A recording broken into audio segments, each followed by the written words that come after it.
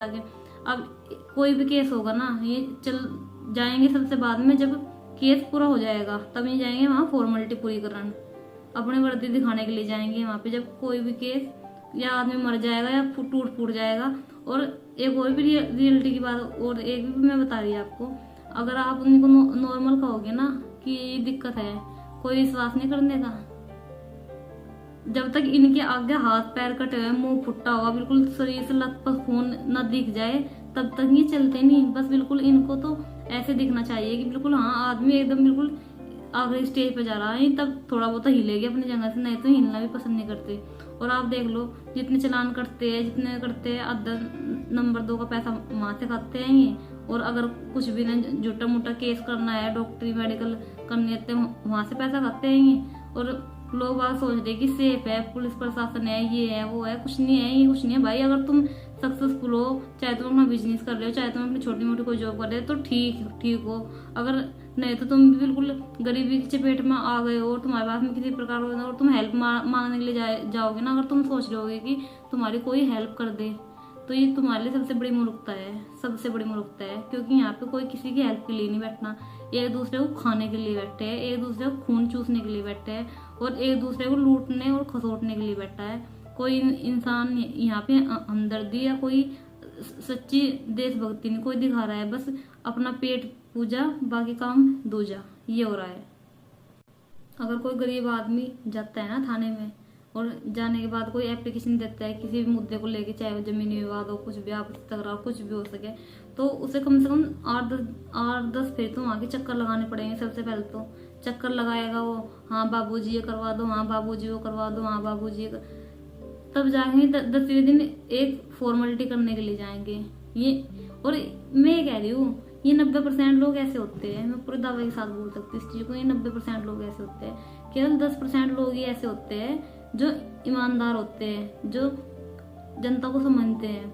बाकी 90% खोखले हो रहे हैं। और इन ऐसे लोगों ने हमारा जो देश का सिस्टम है ना, वो खोखला किया हुआ है। क्योंकि जब तो पागल कुत्तों की तरह फिरे, इंसान के रोजगार मिल जाए, ये हो जाए, वो कर जाए, मैं देश के प्रति अपने कर्तव्य का निर्वहन करूंगा, भारत के संविधान का मौलिक कर्तव्यों का, मौलिक अधिकारों सबको निर्वहन करूंगा, जनता के प्रति समर्पित रहूंगा। और जैसे ही इनको वर्दी मिलेगी, फिर इसको वर्दी का दोस्त दिखाते हैं।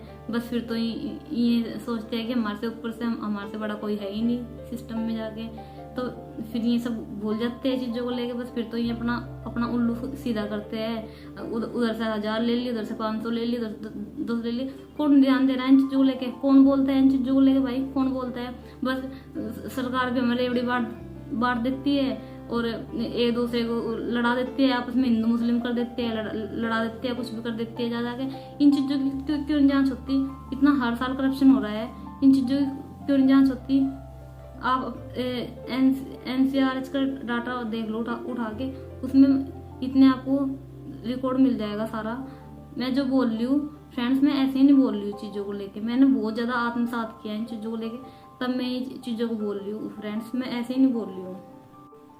और फ्रेंड्स, मुझे तो एक चीज समझ में नहीं आती, ठीक है, मुझे ये समझ में नहीं आती कि जो हमारा जो मौलिक अधिकार है, ठीक है, आर्टिकल 32, हम सुप्रीम कोर्ट में जा सकते हैं अगर उनका उल्लंघन होता है।